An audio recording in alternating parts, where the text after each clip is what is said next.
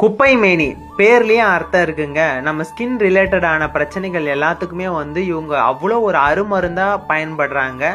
இவங்க நம்ம வாழை தோட்டத்தில் வந்து பார்த்தீங்கன்னா நிறைய இடங்கள்ல பரவி கிடப்பாங்க. இந்த ஒரு மூலிகை மட்டும் இல்லை, நிறைய மூலிகைகள் வந்து நம்ம தோட்டம் முழுக்க இருப்பாங்க. நம்ம இயற்கை முறையில் விவசாயம் பண்ணுறதுனால களைகள் எதுவுமே எடுக்கிறது இல்லை. இவங்க எல்லாமே நம்ம எப்படி பயன்படுத்திக்கலான்னு பார்க்கலாம் வாங்க. எல்லா ஹெர்பலும் எல்லா சீசன்லயும் வந்து கிடைக்கிறது இல்லை.